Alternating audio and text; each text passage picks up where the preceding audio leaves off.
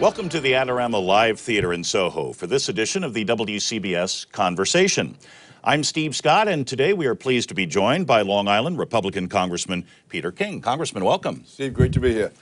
Let's start with presidential politics. That's certainly the talk these days. Is Donald Trump going to be your party's nominee? Well, I've endorsed Marco Rubio, but I can tell you right now, Donald Trump definitely has the inside track. Marco has to take Florida. I think Kasich would have to take Ohio. That's the only way to slow Donald Trump down. Even then, he still would be the favorite. But it's not over yet, and this year, no one knows what's going to happen. How do you explain Mr. Trump's success so far in these early primaries? It's difficult because no one saw it coming. I don't care. I can't think of any political person I know, anyone in the media who saw this coming. I would say Donald Trump is tapped into an anger that's out there. And he's not really running as a conservative. People say he's right-wing or he's conservative. If you took his name away and you listed 5 or 6 of his positions, he could be a left-wing Democrat. I mean, he's really appealing to anger that's there. I think if he is the nominee in the general election, he'll pick up many people on the right, but he could also pick up many of the Bernie Sanders people on the left. He basically, he's being outspoken, he's being gruff, he's appealing to the angry person out there. And again, I don't support him, but looking at it now, a lot of it is making sense. And he's an outsized personality. People know who he is. And he's saying things that even if people don't fully agree, they're glad someone's saying it. You know, there's that old saying of throw the bums out. Right. Is the electorate this year looking at a throw the bums out sort of mentality? Are they maybe tired of the establishment and looking for someone from the outside? Yeah, I mean, they are, but it doesn't always add up. The reason I say that is the 2 things that you hear people are most critical of when you talk about Congress, for instance, is that you can't compromise, everyone's partisan, and they're locked into their own positions. That's the first thing they say. The second thing they say is you guys can't work together and you can't compromise. And if you do compromise, then they say you're a sellout, or if you're a Republican, you're a rhino. So I think the anger isn't always channeled the right way. And I don't think Donald Trump is doing much to channel it appropriately. He's playing on the anger, but not coming up with any real alternatives. Could Donald Trump work with the Congress? Your own speaker, Paul Ryan, has had some not so nice things to say about Trump. Yeah, well, again, once you go through a campaign, and if you are elected president, it sort of changes the tone. You have to try to find a way to work. But again, it's going to be a first impression. We've never had something like this before. I mean, generally, if somebody comes from the outside, it's someone like Eisenhower, who was a general in the Army. People are used to dealing with the government. Donald Trump is used to running basically it's a family-owned business where he can hire and fire and give orders and file for bankruptcy, do whatever he wants to do, and live to fight another day. In Washington, we intentionally have a separation of powers, and it's hard to get things done. That's the way the Founding Fathers intended it. I don't know if Donald Trump's geared for that. You know, we have conversations in debates about the size of the candidates' hands and who sweats the most. And, little Marco, as Mr. Trump likes to say. Right. Is this election a reality show? Has it kind of devolved into that? Yeah, I think it was Joe Klein said that it seems like the American people are looking for a reality show rather than reality. Yeah, I mean, none of this adds up to anything, and it does trivialize the issues. I mean, I have not heard Donald Trump really give one coherent answer yet to any serious issue. If you ask him about ISIS, he's just going to bomb the hell out of them. If you ask him about Obamacare, how are you going to replace it? He's going to replace with the greatest plan ever. Well, he's going to build a wall and make Mexico pay for it. Yeah, and doesn't say how that'll be done. And again, that's even with the immigration issue, a small part of the immigration issue, because almost half of the illegal immigrants are people who came in the country legally and overstayed their visas. So, but I guess because of the personal insults, because of the shouting down, it sort of changed the whole focus. And again, so far it's appealing to people, so it's working, but I don't know where it's going to leave us the day after election. Now, you have said that you like Marco Rubio in this race. Does he have to win Florida or get out? Yeah, I'm not speaking for the campaign, but I say yes, he does. I mean, I don't see how you go on if you don't carry your own state, especially when Trump has had so many recent victories. I think Marco has to stop him in Florida, has to show he can take Florida. If they can combine that with John Kasich winning Ohio, then at least it it's a, if nothing else, it's a speed bump, and it'll slow Trump down and give the anti-Trump forces the chance to coalesce. You mentioned John Kasich. I've heard some people refer to him as the adult in the room. He hasn't gotten into a lot of the name calling and things like that. Is Governor Kasich a viable candidate in this race, or should he step aside? No, he shouldn't step aside. Certainly he should take it through Ohio. In many ways, and I served with John for, I guess, 10 years in the House, and then he was considered young and impulsive. Now he's the adult in the room. So, no, John, I mean, he's the governor of Ohio. If there's any state in the country that is a real state and that it represents everyone, it would be Ohio. It has blacks, it has whites, it has Christians, it has Jews, it has Muslims, it has factories, it has agriculture, it has strong management, it has unions, it has everything. And John has done an excellent job as governor of Ohio. So, and it is a key also in the electoral process. Ohio, generally as Ohio goes, that's how the country goes. I don't think any Republican has won the presidency in the last 100 years without winning Ohio. So, yeah, if you look at it on paper, you'd say John Kasich should be in the top two. But again, I don't know if the public is in the mood for a guy who actually has thoughtful solutions to what's happening. I mean, if they ask you a question on any particular issue, Donald Trump will shout out something about how he's going to do the best and the other guy's a moron and everything else. Then you go to John Kasich and he lays out 5 different parts of his program, how he's going to address income inequality, how he's going to address health care, how he's going to address ISIS. He lays it all out in detail. He's a thoughtful guy. I just don't know if it's going to work this year. You know, can thoughtfulness and laying out a 5-point plan in a debate compete with sound bites about the size of someone's hand? I mean, again, reality shows are big on TV these days. Donald Trump is a communicator. He knows how to latch on to people Right. and get his point across. Can substance win out against discussion of hand size? So far, no. But partly that's because you've always had 4, 5, 6 people on the stage.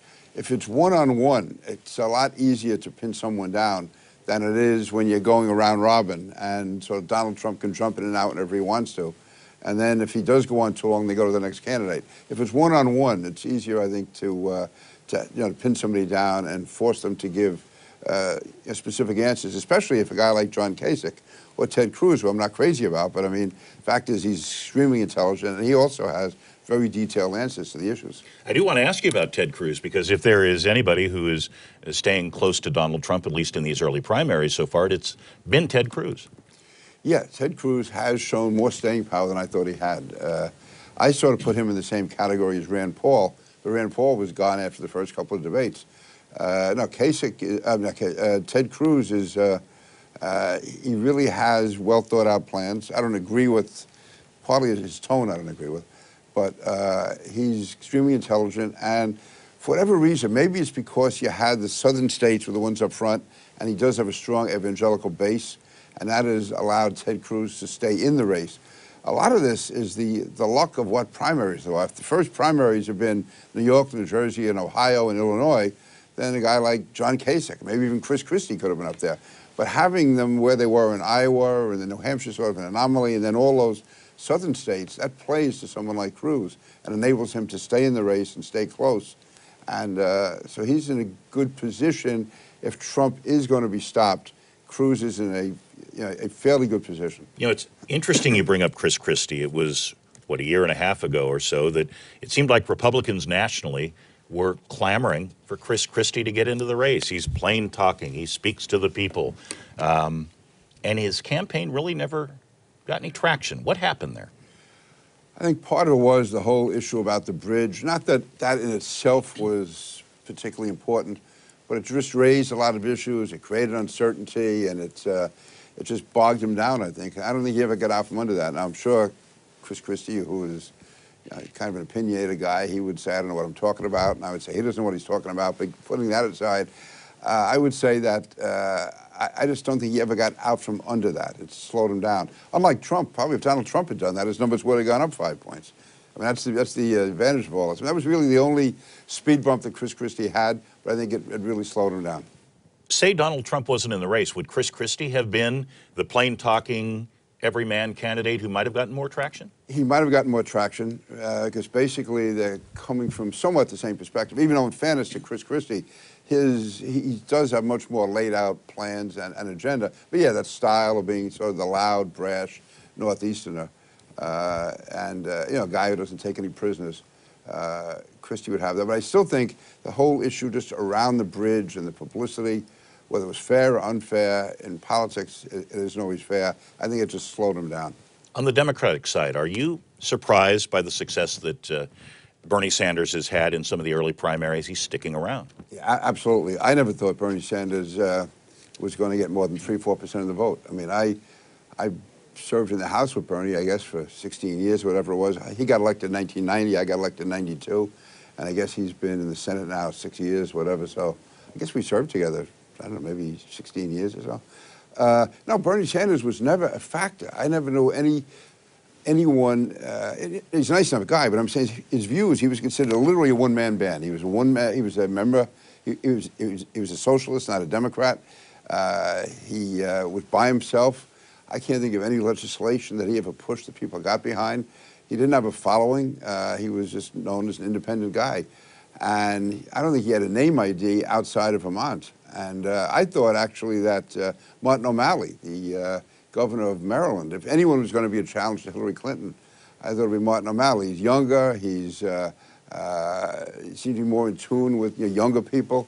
And he was running to the left of Hillary Clinton. So I thought between Governor O'Malley and Bernie Sanders, that O'Malley would definitely be the one, but he never got past 3%. Yeah, I think it shows two things. One, it shows that I think that Hillary Clinton does not have strong support strong emotional support within the Democratic Party. People are voting for her. They may think she's the most competent, she's the most experienced, but I don't know if people are going to get up on Election Day morning and say, I got to go out and I have to elect Hillary Clinton. People would do that for Donald Trump, and they would certainly do that for Bernie Sanders. I mean, the fact that a 74-year-old guy has all these 18-year-old kids cheering for him, and you see the crowds he gets, 15, 20,000 people. Yeah, he's like Donald Trump. He's tapped into an anger and a discontent, and even though his plans are more laid out, it's still a lot of it is based on an anger, the income inequality, the student loans that college students are going to be faced with, and he's appealing to that.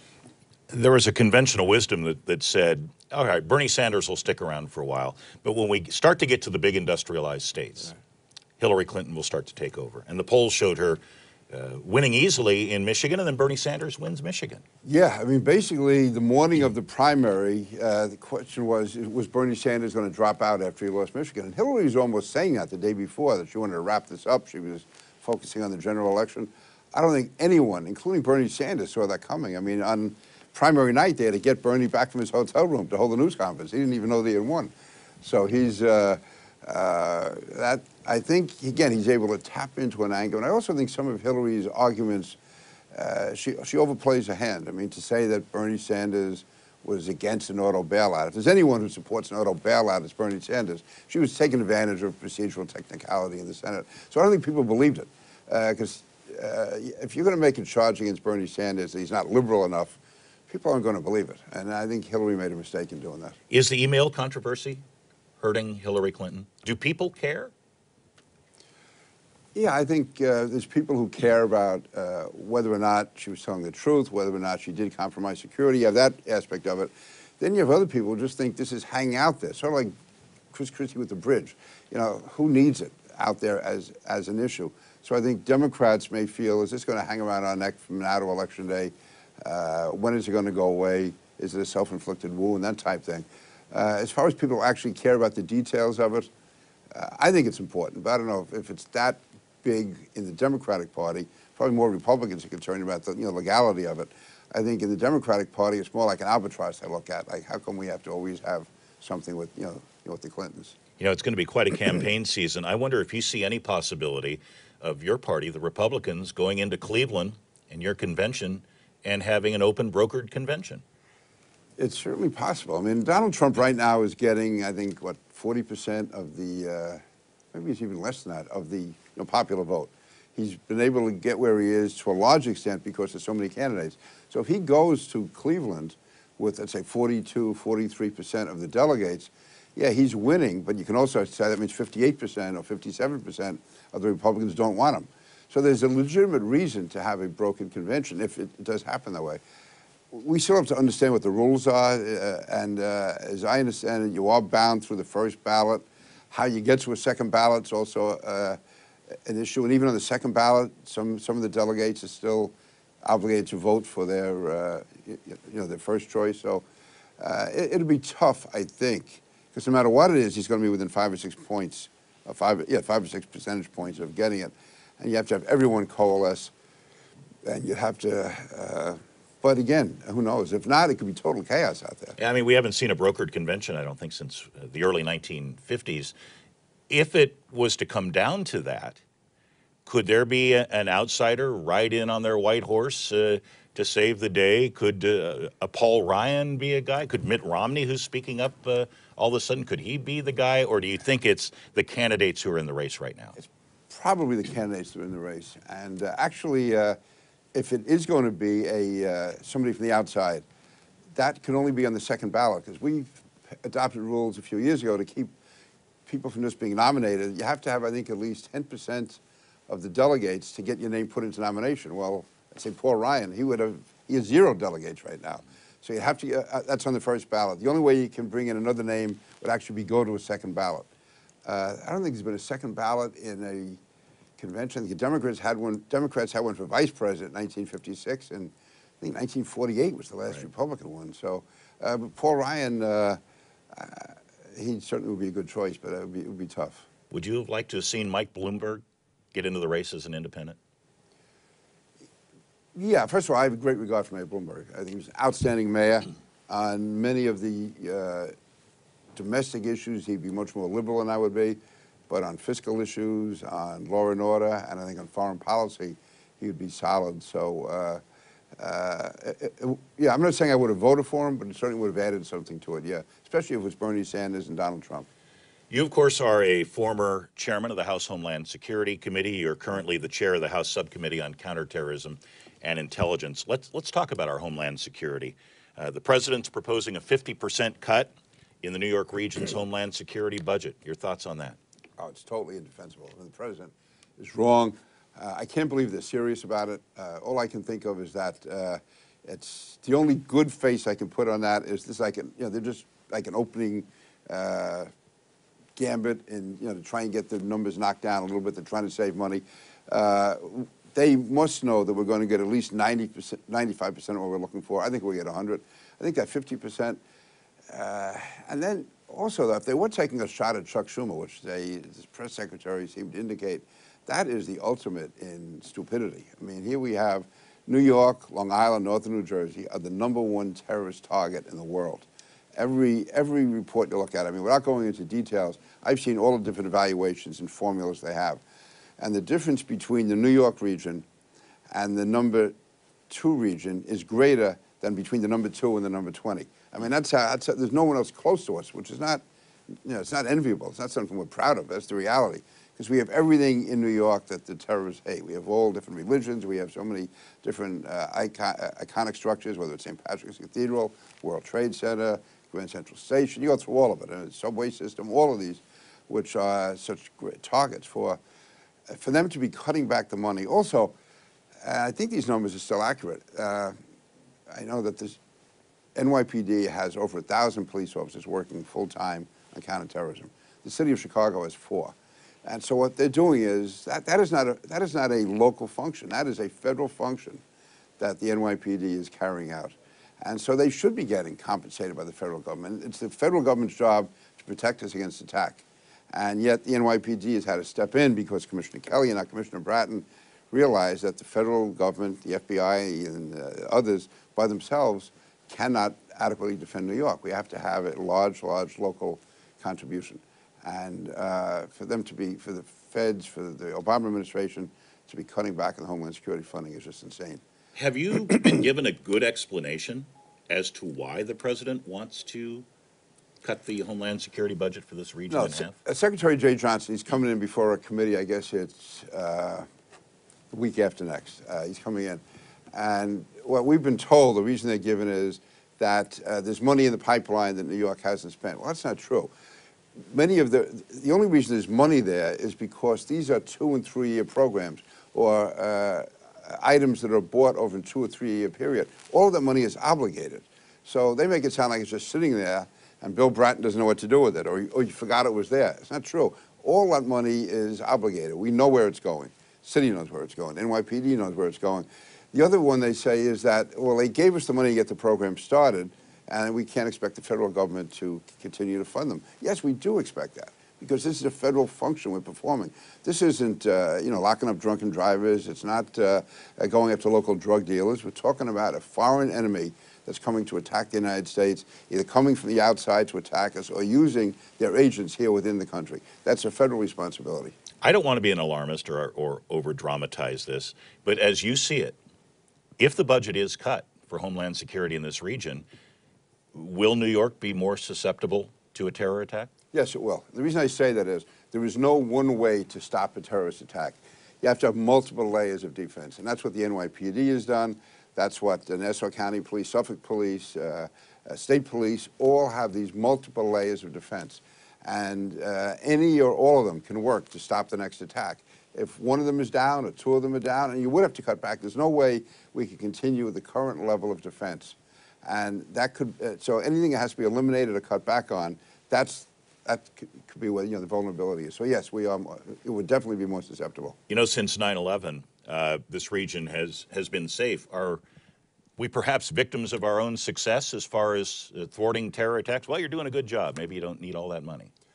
Yeah, and I think also part of the problem is with Congress and also people in the administration. 9/11 is looked upon as some historic incident like Gettysburg or Pearl Harbor. It happened in the past.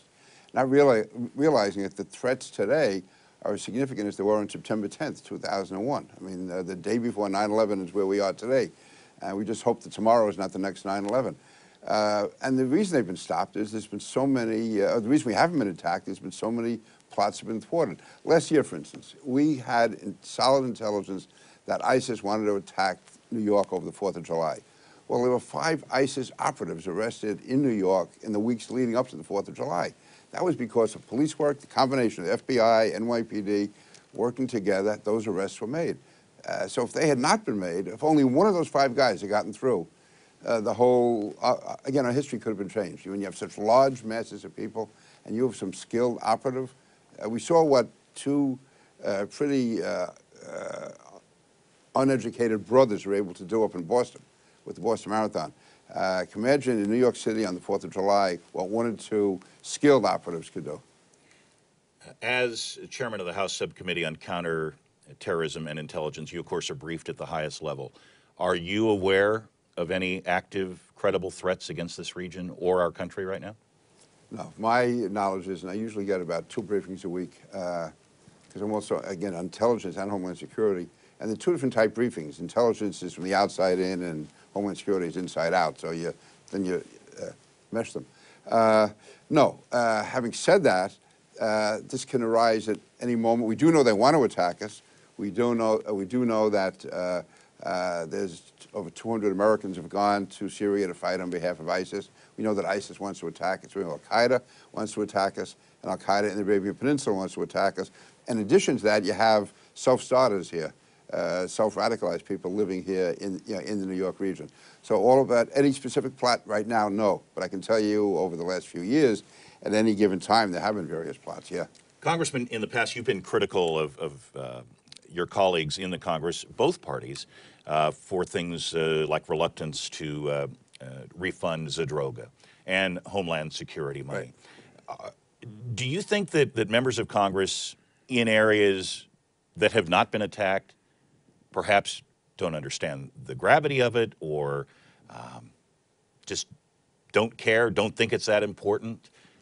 Because things like Zadroga, I know you had to fight real hard to try to get that pushed through.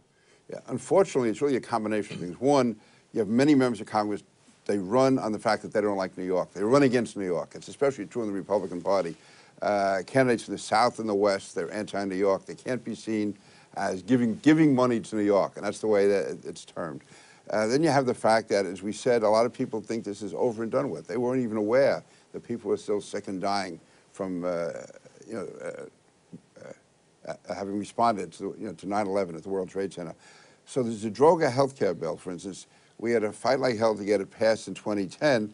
The only way we could get it passed was with a 5-year sunset, and we had to get it reauthorized. It went down to the wire. It was the last vote of the last year in the Congress. We finally got it through, and I give Paul Ryan credit on the Republican side. He did come in and keep it together, but there was very little real support for it. It was something we sort of fought to get it in, and we fought hard and gave Chuck Schumer and Kirsten Gillibrand credit in the Senate.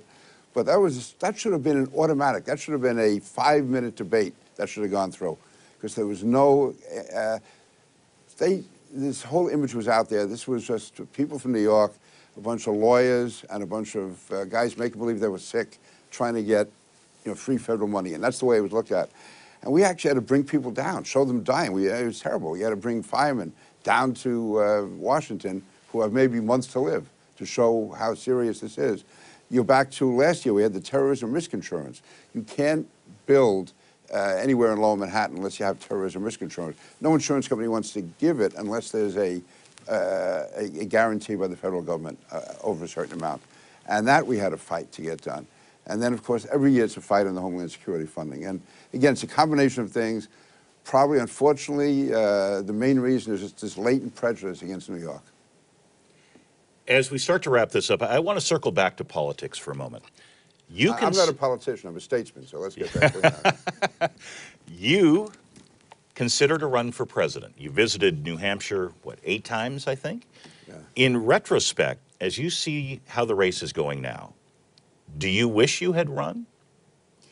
I feel like Marlon Brando. I could have been a contender, It's, yeah, I was in New Hampshire about 8 times. It was Vermont, I was in Rhode Island, I was in Massachusetts. But yeah, listen, when I was watching those debates, you just love to be up on the stage. Like when Donald Trump started mouthing off, I'd love to be in the podium next to him and go back at him and be as loud as he is, but a lot more intelligent. But in any event, I'm sure he'd respond great to that. But the